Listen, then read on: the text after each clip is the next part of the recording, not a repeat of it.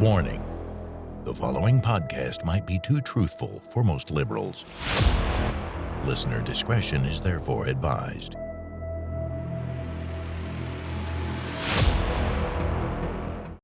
Welcome to the Tea Party Power Hour. I am your host, Mark Galar. Today we are going to be visiting with Cynthia Hughes. She is a New Jersey mother, wife, and founder of a nonprofit organization called the Patriot Freedom Project. Her efforts actually support the families as well as the detainees of January 6th, and she's got a lot of attention lately with this. President Donald Trump, Dinesh D'Souza, Steve Bannon, Sebastian Gorka, Mike Lindell, all anxious to support what she is doing. Cynthia, welcome to the show. Thank you very, very much. What a great introduction. I appreciate you. Thank you. Before we talk about January 6th, I think you have to begin by talking about the 2020 election, because all of the things that happened on January 6th are predicated on what happened in the 2020 election. A whole lot of people, myself included, think that the election was stolen from Donald Trump, but apparently to voice that opinion is against the law in this new tyrannical state that we have, where apparently, you know, the thought police are out and coming after people for having a different opinion. But you tell me, what do you think about the 2020 election, Cynthia? Well, everything that we're watching unfold in the country is all tied together. Everything stems back to the 2020 election. Everything. What went on January 6th, all the different indictments that's happening with the president, what we're seeing in Michigan, what we're seeing in Arizona, everything ties into the 2020 election. So we can't overlook that at all. So, and we wouldn't be in this mess if there wasn't, inconsistencies is what I say about the 2020 election. I thought you were very fair about that in the book. Well, I'll be very honest with you. This whole endeavor that I have, started and this journey that I'm walking really is about the humanitarian, side of January 6th and the weaponization of government. And I have, he's an adopted nephew. He's kind of like my son, who is the son of a good friend, a former friend, and I raised him. He lived in my home on and off throughout his life. I grew up with some unfortunate troubles, as a child. So my heart hurts when I see a kid suffering. My heart hurts when I see a woman, who's trying to raise her children right, and maybe her marriage didn't work out or something happened, and she's, working and educating herself and doing good to get ahead in life. And so I really took this on because I saw where, nobody else was going. And that was the humanitarian side of this, the children specifically, and the women. But as we raised money, and we were raising it very quickly, I knew that we had to also help on the legal side of things.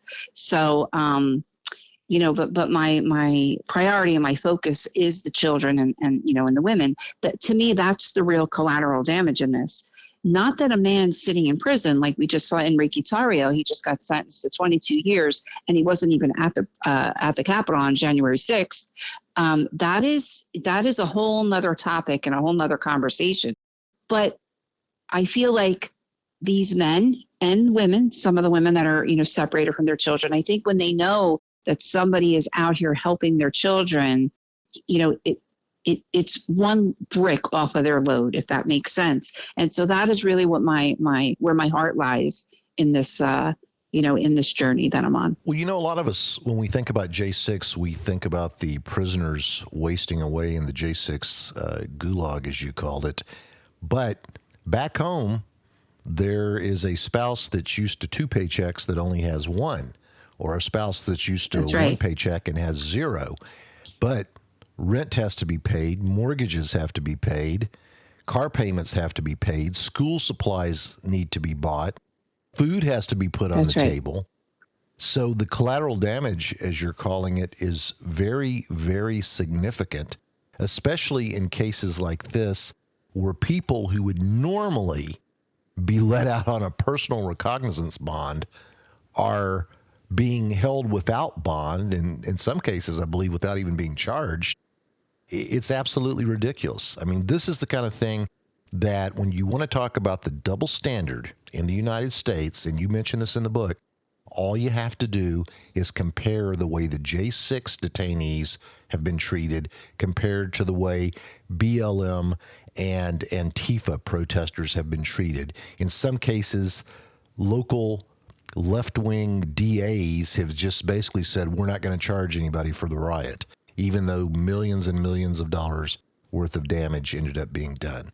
So, yes, there's been collateral damage, and that's where your organization steps in. You've also written a book called Due Process Denied, which I've now read and is, frankly, a great summary of what's going on in these prisons. I mean, for people out there that have heard, oh, the conditions are bad, that doesn't begin to cover it. And you do a great job of summarizing that in the book. But we both agree that there were a lot of unusual circumstances. I would say when you have 150% of voter turnout, that's an unusual circumstance. And I know Dinesh D'Souza is behind what you're doing. And, Dinesh with his movie 2000 Mules and his book 2000 Mules, I think accurately proves without, beyond a shadow of a doubt that there were mules stuffing ballot boxes. In fact, I'm going to have Catherine Engelbrecht from True the Vote on in a couple of weeks, and that's where that data came from that Dinesh used in the movie. So I think most people that have more than a dozen brain cells to rub together would agree that there was something that happened on in November of 2020 that should not have happened. But that is just sort of setting the stage for what happened on January 6th. Everybody's tired of it. Everybody's tired of watching them not prosecute but persecute this president. Everybody's tired of watching Democrats cheat in elections and then say, hey, stop us if you can. So I think all that kind of came to a head on January 6th. But you tell me, because you have had the chance to talk to so many of these people who were there, who have been detained, based on all those conversations, why don't you give my listeners a summary of what you think happened on January 6th? I think, from my perspective, I feel like, people went there to support their commander in chief, who told them to come and peacefully and patriotically protest. And I think people went and what I do know is that, as people were marching to the Capitol and they were, walking that way, very happy and, jovial and just, happy to be there to support their president. As they approached the Capitol and as they were getting closer to the Capitol, you hear many people say that there was already chaos, unfolding. I think personally that Nancy Pelosi and the mayor of DC and a few others, they were hoping for this. This is why they denied the request from President Trump to have the National Guard there present. I think that they were hoping for something to happen. I don't think they thought it was going to be what it turned out to be. And I think they were planning. They were pre-planning. Nancy Pelosi's daughter, she took out a permit to film on January 6th at the Capitol. What was she hoping was going to happen? We're learning now that there were, film companies and different people that, were there at the Capitol and, operatives there at the Capitol present. I think to disrupt and cause chaos. We know there were, FBI agents. We know there were, provocateurs. I mean, we know, and you got to wonder, were these people invited there specifically by, the future Biden administration, the former Obama administration, Nancy Pelosi? And we know that there were people within the Trump administration that, turned on him and wanted to see, harm brought to him. I think that, people that really, really look hard at January 6th and really, really analyze it. I mean, I think people should be really up in arms and angry over the fact that you had a president that has been treated like no other president ever has in the history of America. People within his own administration trying to infiltrate him and use the American people on the day of January 6th and many other times. And since then, you heard a statement come out yesterday from Enrique Tarrio that the government came to him and asked him to lie about Donald Trump. And maybe I don't know the whole circumstances about his statement, but that's, what I read. There's so many pieces to what really went on January 6th. We haven't even touched the surface. And we look what happened with Tucker Carlson. He got 3 days out of 5, where he was able to start, and I think he would have kept going for weeks until everything was out that he was investigating. But I'll tell you, there are things that happened during that week that Tucker Carlson was showing footage. You saw Officer Sicknick walking around inside the Capitol in perfect health, in perfect condition. Had that video been released to the family of Julian Cater, to the lawyers of Julian Cater, maybe Julian Cater wouldn't have taken a plea deal and got sentenced to 80 months in prison, 81 months. There's so many moving parts to what happened on January 6th. And there's a lot of good people that are really on top of this. You have, Julie Kelly, who used to be at American Greatness. Now she's doing her own thing, who's really deep diving into the most intricate parts of what happened on January 6th. She's really doing a lot of investigative journalism. You also have Laura Luma, who is doing a lot of stuff too, in terms of investigative journalism. But you don't really have a lot of people that are going deep into the humanitarian side of this. And that's, kind of where I come in. And that's where I'm doing, the legwork.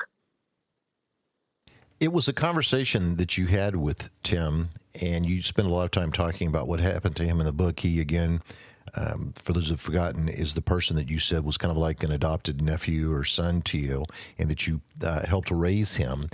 And it was in a conversation with Tim that you said the idea came to provide emotional support. And this whole thing kind of started as a group chat format or something. Yeah, right? yeah.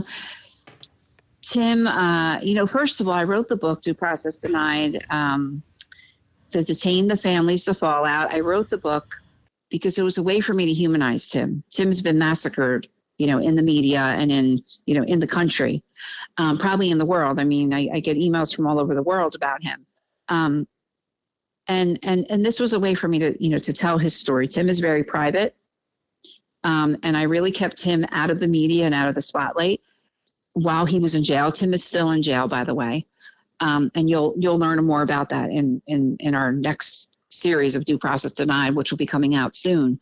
But Tim would call me and he would say, can you help, so-and-so's, wife?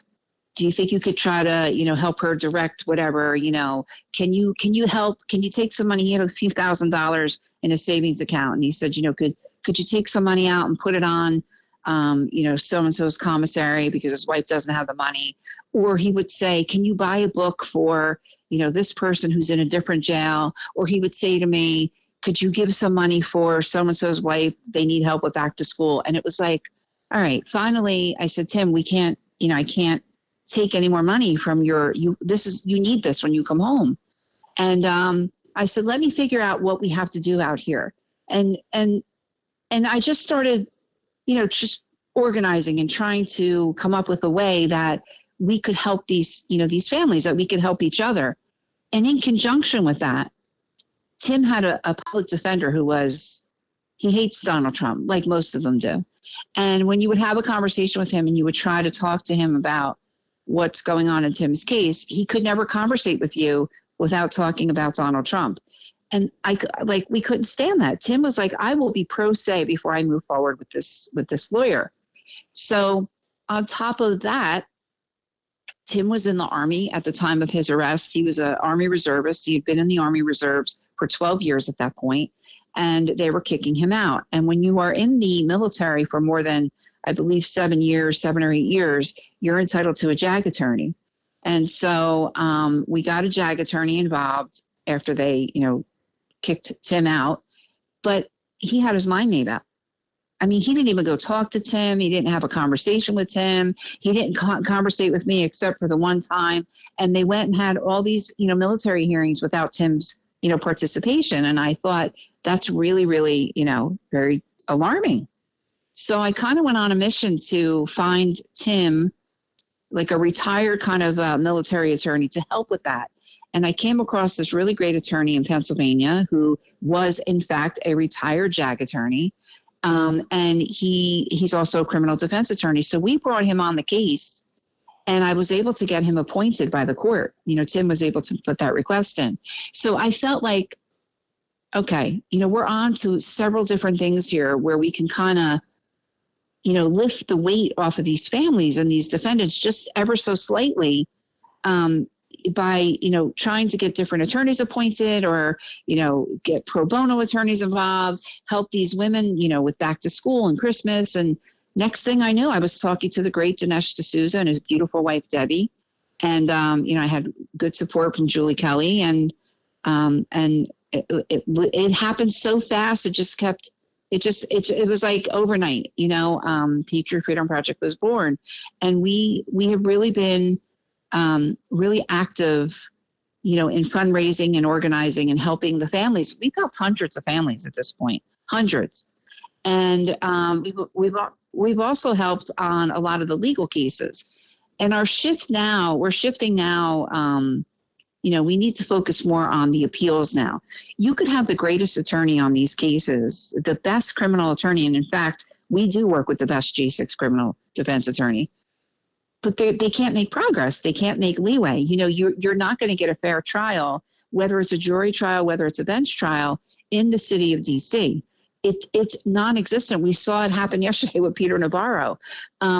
It's not possible. There's not ever going to be a free thinker as in terms of a judge who can put their political bias down and do their job and uphold their oath to office. We're not going to find that. There is one judge who I feel is very close to that. And he just wants to get through it and do his job, and he's very reasonable. There's one or two like that. But, you have people in the city of D.C. I mean, there's wanted posters at bus stops. There's wanted posters, all around the city with people that, participated in the 4-hour event on January 6th. How can anybody have a fair trial? How could one person have a fair trial in the city of D.C. when you know that any potential juror is very, very tainted? So there's so many moving parts to this. There's so many rabbit holes that we have to go down, and we have to win on January 6th. If we don't win on January 6th, we're never going to have a free election again, a free and fair election. And nobody's ever going to trust the Supreme Court. They're never going to trust our 3-letter agencies, the FBI, the CIA. We're in trouble here. We're in big trouble here. I don't think anyone trusts them now. And I can tell you that a friend of mine has an uncle that retired from the FBI. And at this point, when people ask him, what did you do? He just says, I'm retired law enforcement, because he's so ashamed of the FBI and what it became after he left. Yeah. Now, I think that is really sad when at one time, when you told people you were with the FBI, oh, wow, the halo went up around your head. Everybody was so impressed. And here's a guy that's so ashamed of what's happened at the FBI after he left. He doesn't want to tell anybody he was ever there. And I think that little story, and I know it to be very true, is indicative of what's going on around the country. People don't trust the FBI, the CIA. People don't trust government. People think the judges are crooked. I think somewhere in the book you mentioned that a prosecutor turned to one of the J6 defenders and said, I hope you suffer, or something to that Yeah, extent. yeah. Which defendant was that? So, well, there's been a few, but the one that stands out to me, that we wrote about was oh God, I can't think of his name right now. I'm drawing a blank, but it was a father. Oh, that's okay. It was a father who went to the Capitol with his son, and he didn't do anything violent, doesn't have a criminal history, good father.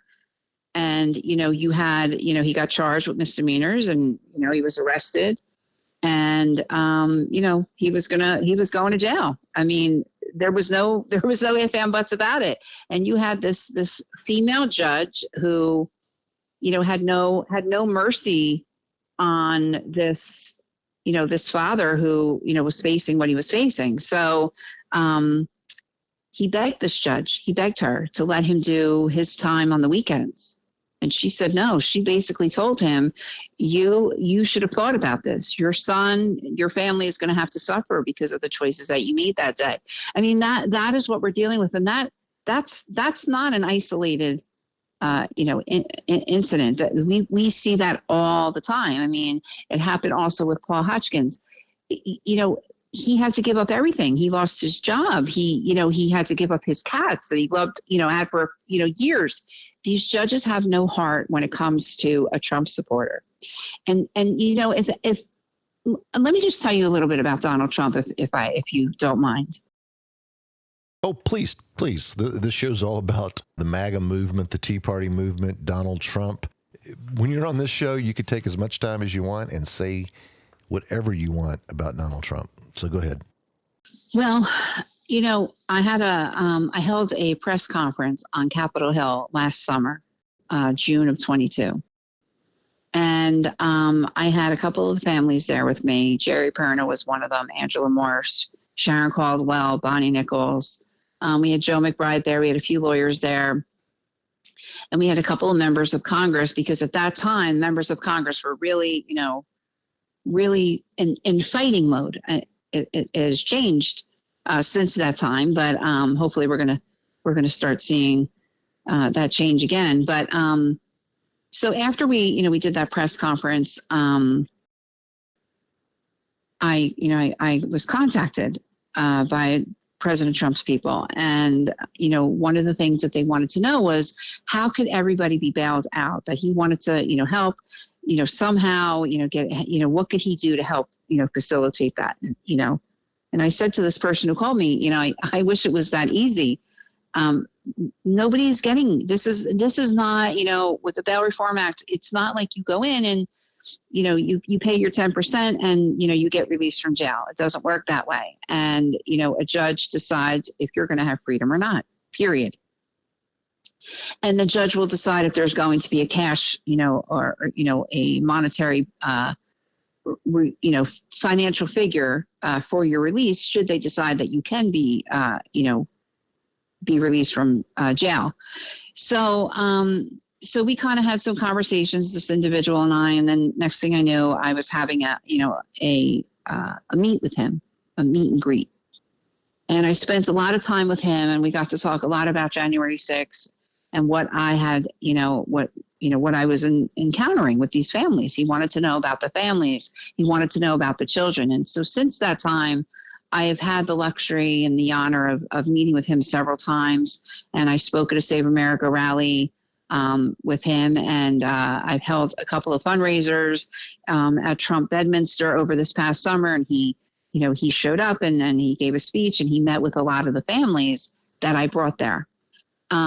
And he's just, I call him a gem. That's what I tell him. I always bring him little candies that are made, they look like gems. And he's just got so much heart. He's so loving towards these kids. We just had an event there 2 weeks ago. And the first thing he said to me when he came out, "Where's the kids?" And I said, "They're over here, President Trump." And he said, "I want them up here with me."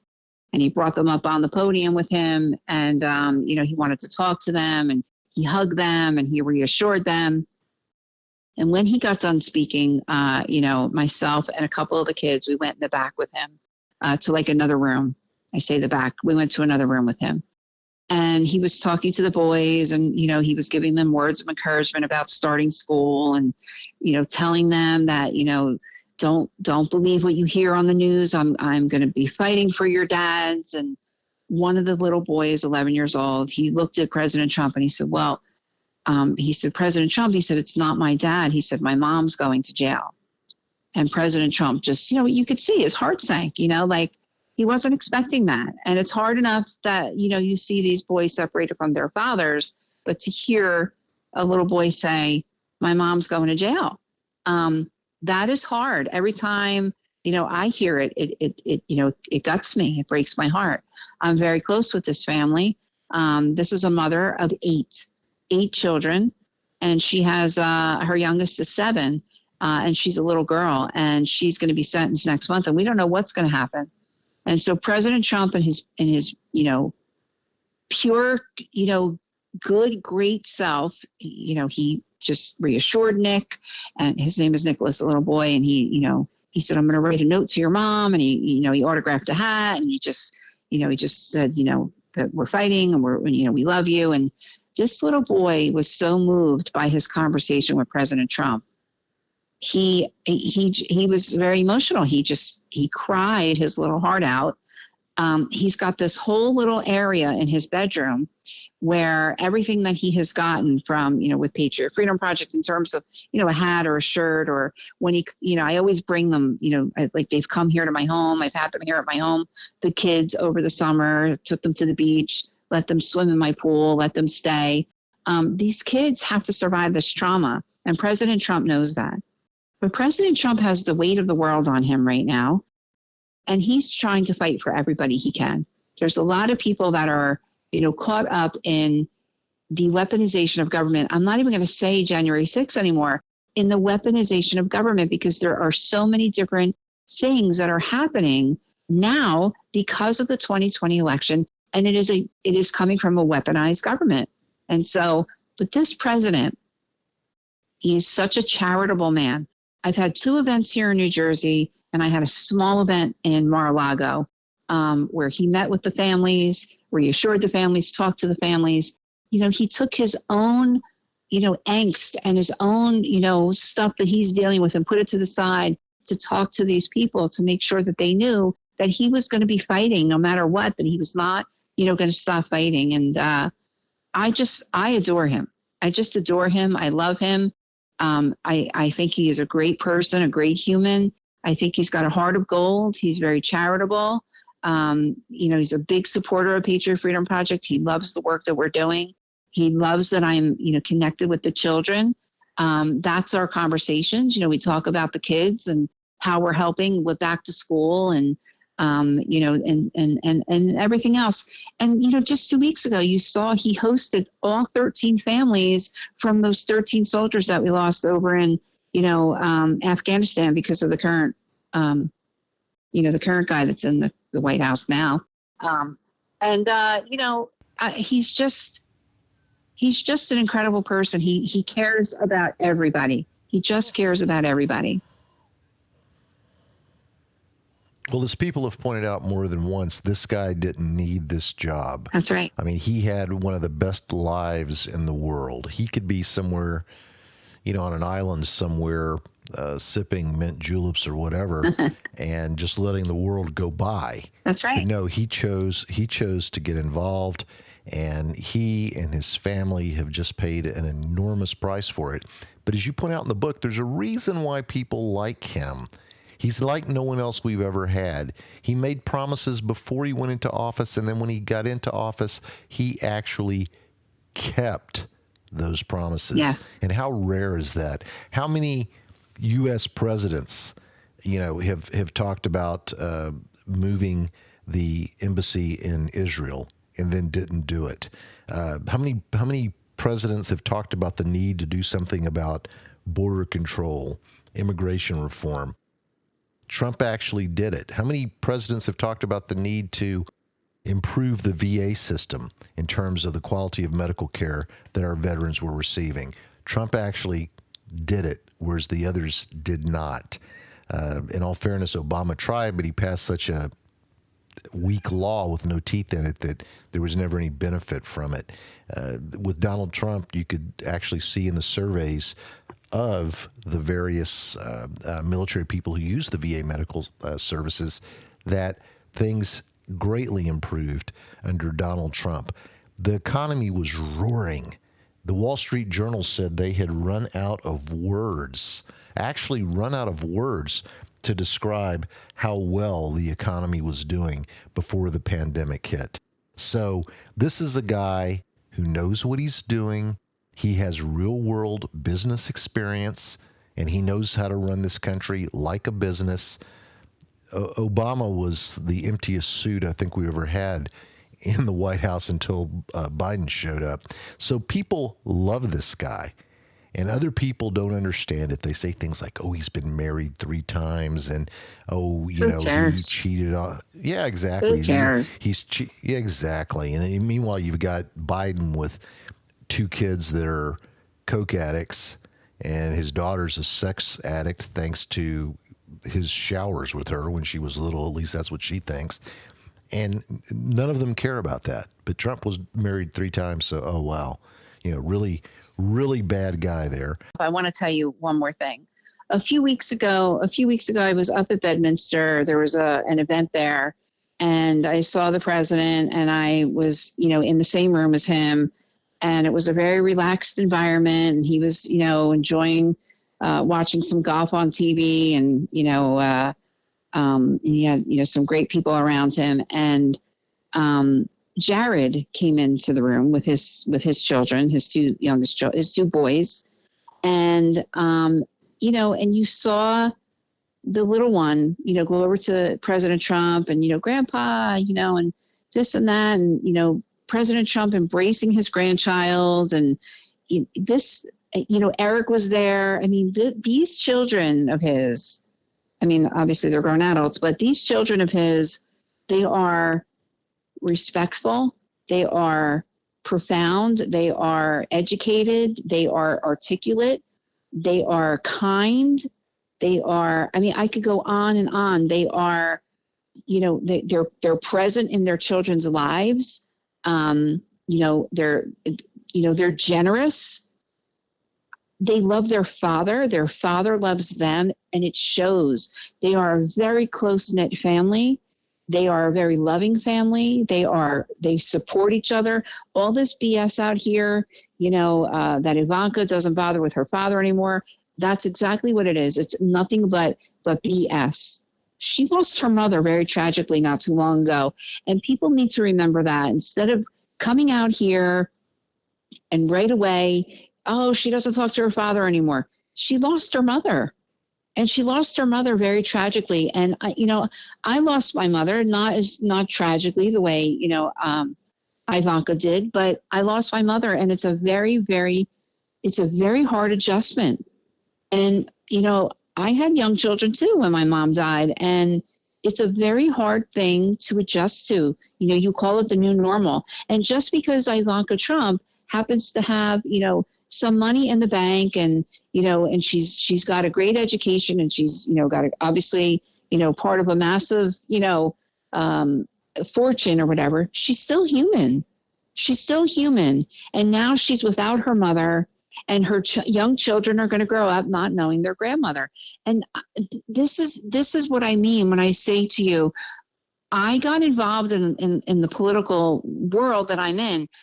There's nobody cares. Like the humanitarian side of what we've all endured as, whether you're a Trump supporter, whether you're just indifferent to it, but there's no compassion anymore. And, the first time I met President Trump, I brought a sympathy card to her. People forget that they bleed the same way we do. And we have to treat people the way we want to be treated. And, just because they're on a different, level or stature than us doesn't mean that they're not human. I really get very bothered when I see the 2 tiers of, you say justice, but, humanitarian, the 2 different sides of it. You saw Barack Obama's wife on the cover of every magazine and, always, in the media and always on a TV show. And then you saw this beautiful woman who nobody knows, be treated so horribly. President Trump's wife, Melania.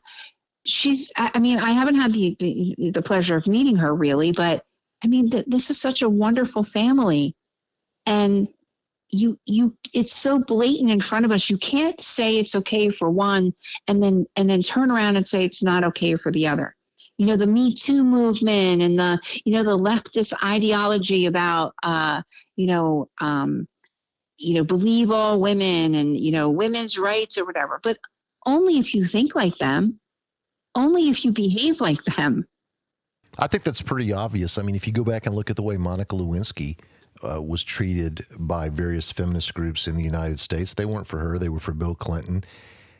We take a look at E.G. and Carol. Oh, wow. I'll say this on the air. I don't care. What a joke. It is. She stole that story from an episode of Law and Order, right down to the name of the department store and the place within the department store where the rape supposedly took place. That's right. There is zero evidence, that Donald Trump ever did anything to her. He didn't. In fact, the statute of limitations ran a long time ago, but New York wanted Trump so bad that they passed a law allowing people to bring these old cases. They created a window of opportunity where you could bring these cases.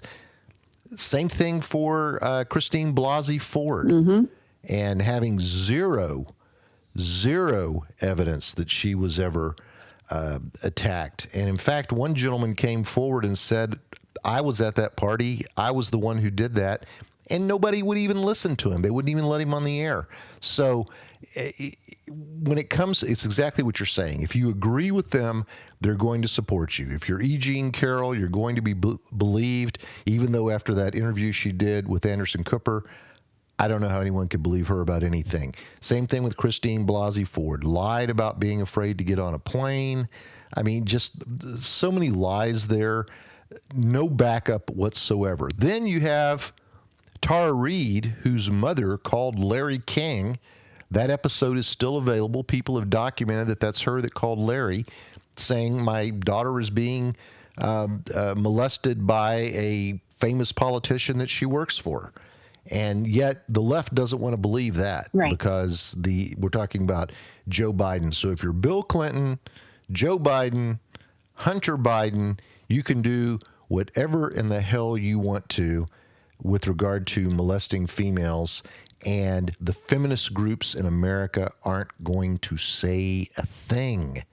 But all you have to do is make up an allegation against a Republican, and the feminists are all on board, with the Me Too stuff. So, yeah, I agree with you. It's absolutely ridiculous, the double standard we have.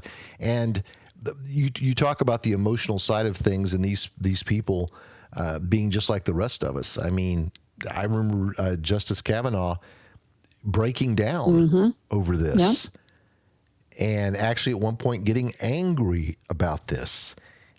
And all the left could say was, well, he didn't control his temper very well that day. I mean, I know. Give me a break. What would you do if you were accused of molesting somebody 30 years ago and you knew darn well that you hadn't done it? That's right. Yeah. So it's really crazy. People that I thought were normal with common sense have shown me that they're not normal, and they don't have common sense. Good example. Drag queens going into kindergarten classrooms. Just stop. Why are we even debating this? I know. If you'd have told me, I just turned 60 recently, and if you'd have told me when I was in college that one day we were going to be debating whether or not drag queens should be going into kindergarten classrooms, I would have said, you're crazy. Who would ever think that that's okay? And I've had so many people say, well, you're just transphobic. Oh, no, I'm not. God. Live the lifestyle. Lead the lifestyle you want to, but stay the hell away from our children. It's true. Stay away from them. It's true. So It's not just J6. It's not just all these indictments, the ridiculous impeachments, the Russia It's stuff. life. It's everything. That's right. The left has gone completely nuts. And it's almost like, in some cases, they don't even believe this nonsense, but they're looking at us and kind of smirking and going, you can't do anything about it. It's true. It's true. You know, I'll tell you, there's everything that you just said, you know, I go, oh, I should tell him this. Oh, I should tell. There's like so many things that just popped up in my head. But I want to tell you this. You know, I have a couple of children, and, you know, my children are all grown, and, you know, they've gone to college, and I was divorced from their father. And I really focused on making sure my children were not the collateral damage in that very toxic marriage and then horrible divorce. And I did a really good job with my children. And I have one child who is gay. And, you know, nobody wants their child to be gay, but she is. And I don't love her any less. She's a wonderful, wonderful daughter. I have a wonderful relationship with her. And I have a great relationship with her partner. And they're both very hardworking. They're both college graduates. They're educated, and they live a great life. They're very happy people, and they're very girly. And I talk to them about this. We talk about transgender and things like that. And and both of them feel, there's a time and place. Okay, if you want to be transgender, but it doesn't have to be shoved down our throats. It shouldn't be near our children. It shouldn't be at story hour for a third grader. It shouldn't be in the libraries. I mean, and these are two gay women that are saying that. And, but people don't want to hear that. People don't want to hear that. And I'll tell you, they were somewhere recently. I don't want to say where, but they were somewhere recently where it is a very liberal area and very democratic and very open. And they were walking down the street, and they were very close to each other. And somebody came up to them and got very aggressively in their face and said, don't bring that, stuff to this place. They're so hypocritical. This is a very liberal area. Okay. And here you had somebody in this very liberal city telling, two gay women, you're not welcome here. The hypocrisy is maddening. It is absolutely maddening. But I want to ask you something.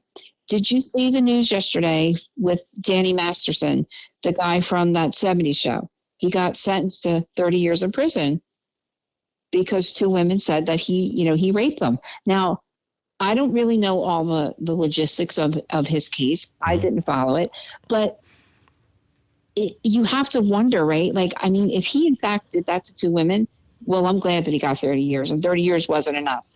But I'll say this, if he didn't, where was Hollywood? Why did they abandon him? They that's what they do. They hide their prey. They hide them. There's so much. And look at the mayor in New York yesterday. Here's another thing. Look at the mayor in New York yesterday. It's so blatant in front of our faces, the hypocrisy. It's crazy. It's just crazy. Well, I hear all the time if someone says something about, well, Donald Trump took all those documents, and I'll say, well, that's because he was the president and he had the legal authority to declassify them. And Joe Biden did not. And they'll go, don't bring up Joe Biden. Don't bring up Joe Biden. That's whataboutism. That's whataboutism. Every time we bring up something with Donald Trump, y'all are like, but Joe Biden. That's whataboutism. I said, no, that's not whataboutism. That's me pointing out that you're a hypocrite. That's right. That's me pointing out that you're a hypocrite. If you have a problem with President Trump taking classified documents from the White House, which he had the authority to declassify, but you don't have a problem with documents that are classified going back to Joe Biden's days as a senator for some reason, then you're a hypocrite. And they'll go, well, the difference is when they asked Trump for the documents back, he argued about it. Well, Biden gave the documents back. I said, oh, well, just possessing those documents was a felony for Joe Biden because back then he was a senator and he had no authority to declassify whatsoever. When you're the vice president, you can only declassify documents that you yourself classified. So When you say that Joe Biden cooperated, I don't call giving some of the documents back after 30 years cooperating, but forget about that. When you cooperate, you might get a lighter sentence, but if I went out and robbed a bank and then I said afterwards, hey, I gave the money back, that's not cooperating. So I just have to laugh at their logic. I had a guest on many, many, many years ago. His name was James Dellingpole. He's a British writer. And he said that he considered liberalism to be a case of arrested psychological development. He said most liberals stop developing psychologically in the teen years. It's that time when you think you know everything, you think you're entitled to everything, you throw fits when you don't get your way, and he feels that adult liberals don't act any differently than teenage liberals, and that's probably an insult to teenagers. Hey, before we continue, let's take a quick break, do a little business with America, and we'll be right back. We all know a guy who only occasionally shaves for big occasions, and it's because that occasional shave really hurts. It's the time of year for big occasions, and yet there he is, suffering with that cheap drugstore razor. Let's help him out. Henson Shaving's line of razors, built with aerospace precision, deliver a smooth shave your dad, brother, and even son can enjoy, eventually. With replacement blades just 10 cents each, you'll buy it once, and they'll use it for life. How's that for the perfect gift? Celebrate with 100 free blades on your first purchase, and no subscription headaches. HensonShaving.com/holiday. Monetizing digital services since 2004. Boosting the entertainment industry by making digital content accessible for everyone. AWG, where innovation meets monetization.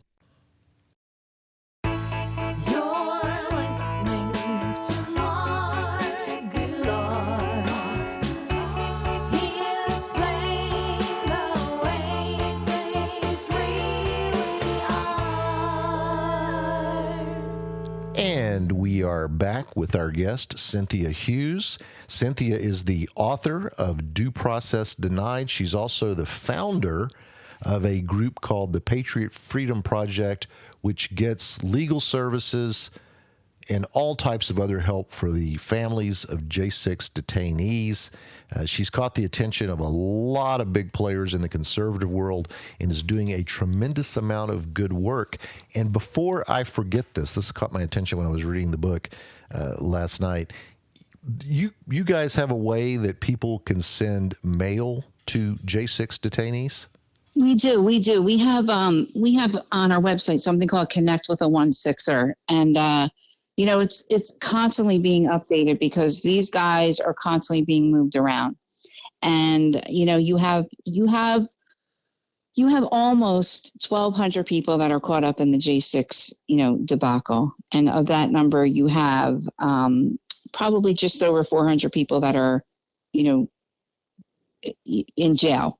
Some are, in pretrial detention still, believe it or not. You have some people that have already gone to trial and they're waiting to be sentenced. And you have people who have been sentenced and they're serving their prison time. Jail is different than prison. A lot of people don't realize that. Jail is very different than prison. We try to keep the Connect with the 1-6ers updated as possible. We could be a little bit better with it, but there's so many moving parts to Patriot Freedom Project, and we're constantly doing things. We just got done helping a lot of the families with back to school items, and now we're focused on the holidays. We're trying to raise more money to be able to help these women. We want to make sure that they don't have to choose. Do we pay a bill or do we buy a Christmas present? And a lot of these women have, more than one child. Some women are now working 2 jobs. Some are working 3 jobs. Some are working their first job. Not that they're working their first job, but they're back to work because they were able to be home because their husband worked. Some of these women had just given birth when their husband got arrested. Some women were waiting to give birth when their husbands got arrested. We help facilitate travel to DC. There's a lot of people that, need help with a hotel, or they need help with, a plane ticket or a bus ticket or gas because they're going to drive. So we try to help with that. We're really focused on, helping the lawyers with the appeals. So many appeals are pending, so many appeals are being filed, and so many more are going to be filed. And we really need to focus on that, because that is really where we're going to win. You can't really win so much in the trials. You got to be focused on filing to the appeals court and ultimately to the Supreme Court. And because hopefully, after the next presidential election, when we have, a reasonable administration, whomever that's going to be, they're going to do the right thing, and they're going to maybe put some pressure on these judges, and they're maybe going to stop funding to the DOJ, and maybe there are going to be impeachments on judges. Who knows? But that's what we need to see. You saw Ron DeSantis the other day said that, when the sentencing came down from Enrique Tarrio, that, he said that, he would pardon him. And that's all well and good. But why hasn't he talked about it all this time? Why did it take for, the allegedly the leader of the Proud Boys to be sentenced to 22 years to get Ron DeSantis to even speak out? I will tell you why, in my opinion. I feel very strongly that his campaign is broken. His campaign is weak. And this was a way to, gain some momentum again, or garner some attention. We know the presidential candidate that has been talking for a year and a half, 2 years now, about pardons is President Donald Trump. He's the one that has spoken out very, very aggressively that there will be pardons, there will be commutation of sentences, and he will be looking at every single case very, very carefully. And he's the only one that has been talking about January 6th. These other hopefuls that are running for president, they're starting to talk about it now because they know they have to. They're being forced to. You haven't heard Mike Pence talk about it, and Mike Pence feels the same way today that he did on January 6th, that Trump supporters are the worst people in the world. So there's many moving parts to what happened on January 6th, what has happened since January 6th, what's going to happen beyond January 6th. It's called weaponization of government. And if we don't get somebody in the White House, no matter who it's going to be, but if we don't get somebody in the White House that's going to be for all the people and is going to do what they say and is going to really look hard at what happened on January 6th, I don't know. I don't know how we come back from any of this. And that is alarming when you think about it. I could not agree with you more. I have to say that when I was reading the book yesterday and a little bit into the evening yesterday, one of the things that just really upset me was the detailed description of what these J6 detainees are putting up with. The food they're eating, the mold. You mentioned that they're being denied access to family, to clergy, to medical treatment, dental treatment, and in some cases, even their attorneys. You mentioned one particular prisoner was told he would not be allowed to participate in his own trial. It just seems to me that this is, like we're some sort of third world banana republic right now, that these constitutional violations are being allowed to happen. Based on the number of conversations you've had with the families of J6 detainees, your own personal relationship with a J6 detainee, give the listeners some feel for what the day-to-day life for these people actually is right now in these prisons, where you say one of the wardens was very, very, the deputy warden was very, very biased. The guards are all biased, and the living conditions are, third world. They really, really were. I mean, of course, we are almost 3 years into it. Can you believe I'm even saying 3 years? We are almost 3 years into this. So things have changed. There's a lot of things that have changed. Lawyers are getting access to their clients now. There are family visits happening again. From January of 21 until December of 22, there was no visits at the DC jail. There were no visits at the Northern Neck Regional Facility in Virginia. You could not have a visit. In a lot of the other jails that were holding January 6ers around the country, because a lot of people think that everything was happening in DC, and that's not true. People were being held in different jails all over the country. And in those other jails, you had, video visits. A lot of families were able to, to have a visit with their family through video. But that was never the case in DC. That is still not the case in DC. And that makes it very, very difficult for families that are, in a different state and have to, come up with money to travel just to have a visit. And even then, beyond the walls of DC, in the prisons, you have families, who have a loved one who's now serving their prison term. And, you are at the mercy of the BOP system, which is very different than what we saw in DC. And you have some families, like we have a wife who has 3 children. They live in the Midwest, and the prison that her husband was put in is a 10-hour drive one way. So, you got to make serious arrangements when you're going to go for that weekend visit, right? You got to have money for a hotel. You have to have money for tolls, money for gas. And sometimes, a few times now, she has gotten to the prison and with no warning, after a 10-hour drive with a 3-year-old in the car and an 11-year-old and then a teenager, she's told the visit was canceled. No warning, no explanation, no nothing. And that is what a lot of these families are dealing with. This is just psychological warfare. I mean, one of the things you mentioned in the book was that they are intentionally putting these detainees as far away from home as possible to make it hard on their families to visit them. Sometimes even the dates they choose for different things are meant to traumatize the prisoners, having things done on a date of the death of a loved one, the anniversary of the death of a loved one. It just sounds to me like these people are horrible. And I don't understand what they're fighting for. I mean, they're fighting for kids in kindergarten to see drag queens, and they're fighting for recreational drugs to be legal everywhere. And I really don't understand what these people want the world to be. I mean, I know someone came on my show recently and said Jane Goodall said we should only have 500 million people on the planet. Well, Jane, if you feel that way, I'll invite you to be the first person to hop off. I mean, it's just crazy. That is absolute crazy talk. But I'll tell you this.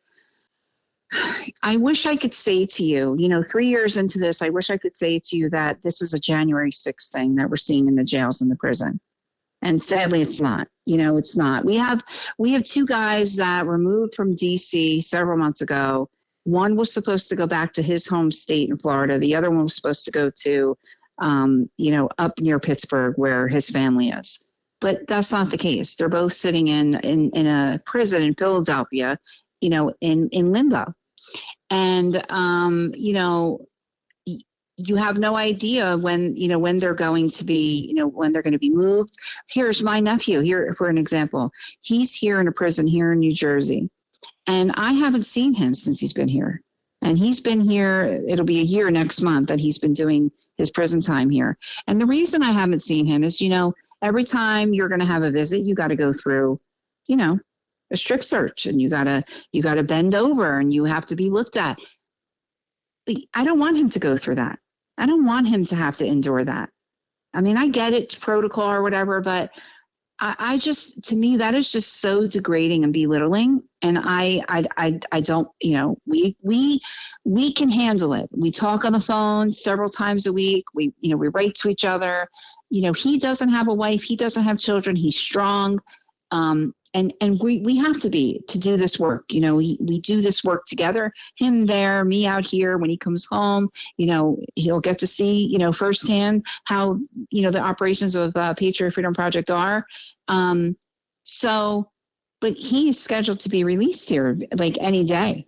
And he should have been given a date. He should have been told by the prison system, this is going to be your release date. You're going to leave the prison on this day.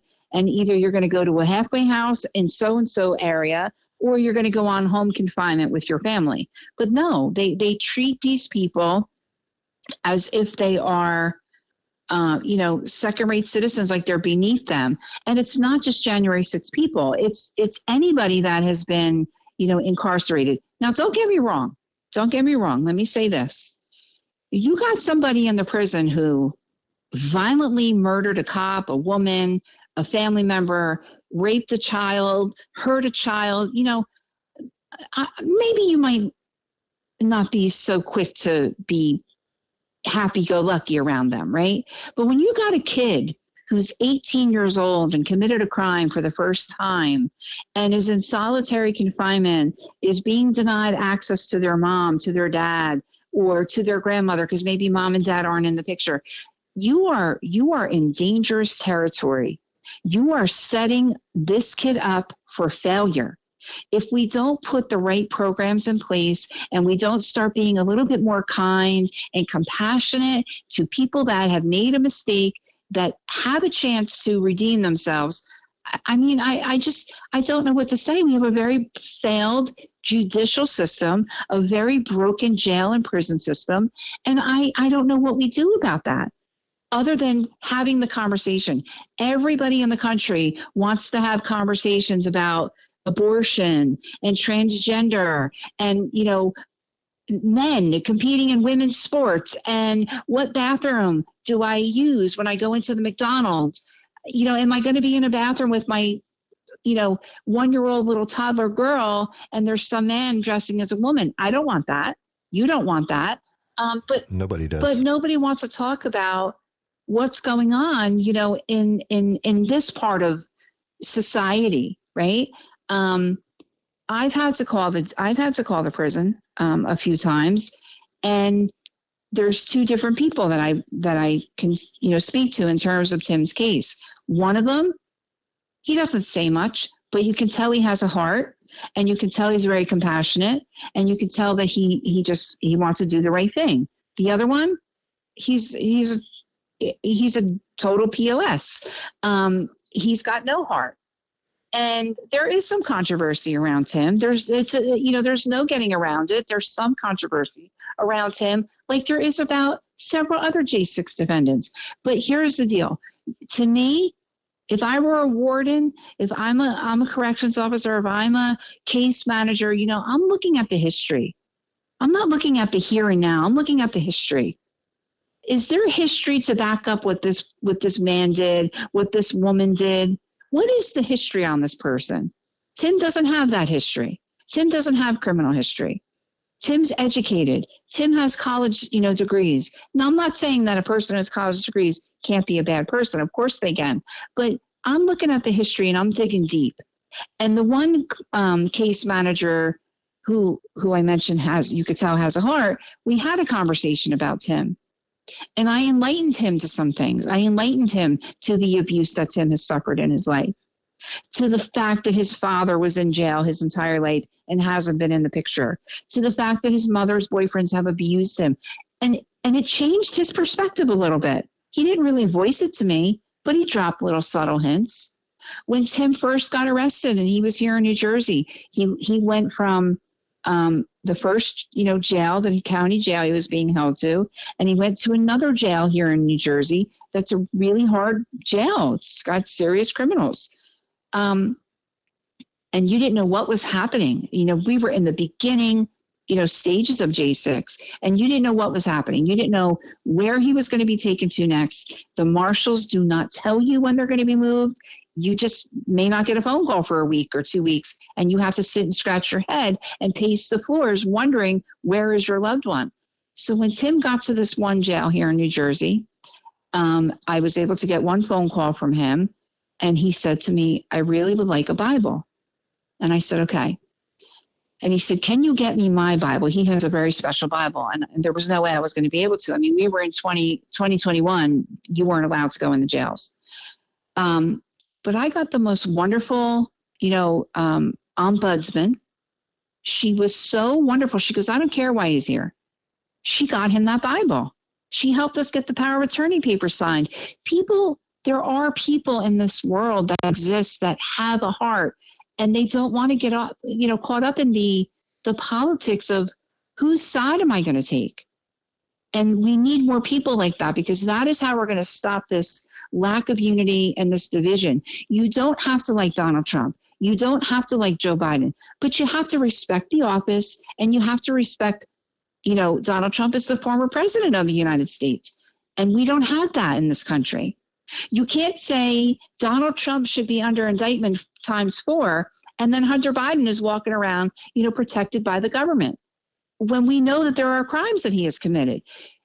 It's like enough is enough now, and we need to focus on what's going on within our judicial system, and that is my next quest. Let me tell you, you're going to see a lot about that in our next book. When is the next book coming out? Well, we don't have an actual release date. We're in production, if you will. We're in the writing stages. I have a really great co-author writing with me, and I'm really excited about volume 2 coming out. Well, be sure to have your publicist let me know, because I'd like to have you back to discuss volume 2. It's great to see someone like yourself, someone who's like myself, an average, everyday person, standing up and doing the work that other people should be doing. Those people we vote for and put in office, but they're not. Yeah. And someone has to do it. And there are people who sit around and talk about things all day long.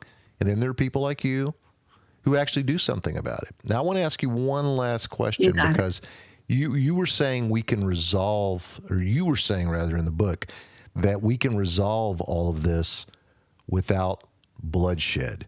A couple of weeks ago, Sarah Palin famously said that she thinks because of these indictments against Donald Trump that we might be headed toward a civil war. I know the book's been out for, about 6 months. Do you still believe that we can resolve all of these issues without bloodshed? I do. I have faith in our country. I have faith in the people, that live in this country. I get the most phenomenal letters from, people that support the work I'm doing and care about what's happening. I believe in our country, and I believe in the people that, that want to uphold the Constitution. I know that this isn't the end. I know that can't be it. And I know that there are people that have a reasonable head. Listen to this conversation that you and I are having. You haven't interrupted me. You haven't stopped me. You haven't interjected with your own points. You've allowed me, the opportunity to say the things that I think, that I feel, that I hold dear in my heart. And you've given me this moment to be able to share this with your listeners. And we know that that exists, beyond this conversation. There are many people who feel that way and are capable of that. And it's people like you and myself that have to have these daily conversations that is taking place right now, and continue it and let it trickle down to the next person, and so on, and get our country back on track where it needs to be. And that is what you're going to see a lot in our next book. And I'll tell you, I don't know if you know this, but in conjunction with our book, we also have a docuseries that we started, and part 1 is already out. And it's also called Due Process Denied, The Families of January 6th. And if you go to dueprocessdenied.org, you can see part 1 of our docuseries for free. And you can see where you can purchase our book and how you can support the work that we're doing. We just finished filming for part 2. You're going to see some really great faces in part 2. And you're going to hear a lot about what we've talked about in terms of legality in part 2. This is where it has to happen. A lot of people are out here saying, I'm going to do, but they don't do it. A lot of people, they throw out lip service and they do a lot of things for optics, but they don't do the work. We've done the work. We are very, very hands-on. And we are very involved with a lot of the families, a lot of the children. We are really, really helping where it matters. We had a family who lost their health insurance last year. And one of the kids in this family has, a pre-existing medical condition. And they couldn't change their health insurance from this great health insurance that they had to state-funded Medicaid until this child had gone through this medical procedure that they had to go through. We paid COBRA for the entire year for this family. These are the things that nobody is talking about. And these are the things that nobody is looking at. And these are the things that have to be, we have to remind the American people what their donations are going to and how important that they are. You mentioned, and first of all, yes, amazing work being done. And you said, you're letting people know what their money is going toward. I think we need to bring up something that came up in the book before you go, and that is there are copycat organizations out there who aren't really doing the work, who aren't getting things done. And that is something that I find despicable. But it seems like every time there's a tragedy and there are people doing good work, the grifters move in and impersonate it. And then in those organizations, most of the money goes to the people who run the organization. So people need to make sure that they don't just go out there and say, Google, I want to help J6 or whatever. Let's tell them one more time how they can make sure that they're getting in touch with your group and not one of these copycat groups that may not necessarily be doing the type of work that you're doing. We'll just put it that way. Well, thank you. Thank you for that opportunity again. So you can reach us at patriotfreedomproject.com. You can find us on Twitter. You can find us on Truth. You can find us on Getter. You can also visit dueprocessdenied.org. I really encourage your listeners to, pick up a copy of our book. I am very transparent. I answer all the emails. I try to make the callbacks to people that want to speak with me. This is a we thing. This is a we thing. This is not a me thing. This is not a Tim thing. This is a we thing. And, we have support groups that we run. We have mental health support from some really great professionals in the country. We're going to grow this community. This community has been very stable, and this community has been very needed. And we're just going to keep on. We keep our head down. We stay on mission. We look ahead, and we don't allow the distractions to infiltrate us. It takes a lot of courage to do that. Thank you so much for the work that you're doing. It's definitely God's work. And I thank you for being here. This came about rather suddenly. Your publicist and I were working on a number of other things, and she was like, "Oh, wow, Mark, do I have a guest that'd be perfect for your show?" And she shot me over a PDF of the book, and I started looking at it, and I wrote her back instantly, and I said, "Can we do it this week?" because I wanted you on the show that badly, because life has a lot of people that, as you say, pay lip service to things, and then they have other people who actually roll up their shirt sleeves and get something done. And again, you and your organization and Tim and the families of all these J6 detainees fall into that category. So once again, thank you for being here. Thank you so much for having me. I really appreciate it. You have a great weekend. Hey, you too. And when that next book comes out, you let me know. I sure will. Okay. Take care. Thank you very much. Thank you. You too. Bye-bye. Bye-bye. I want to thank everyone for joining us today, and I want to remind you that if you'd like to subscribe to our newsletter, you can text the word T, that's TEA, to 44144. That's the word T, as in taxed enough already, to 44144. You can also go to our website, teapartypowerhour.com, and there's a sign-up form there. While you're there, don't forget to check out the Trump coins. Just click on the Trump coin tab at the top of the page, and I think you'll find some coins that make a great Christmas gift for the Trump supporter on your list. Once again, thanks for listening, and no matter how you're listening, on what platform, on what player, be sure to click on that like button so you'll be notified the next time our show comes out. Thanks.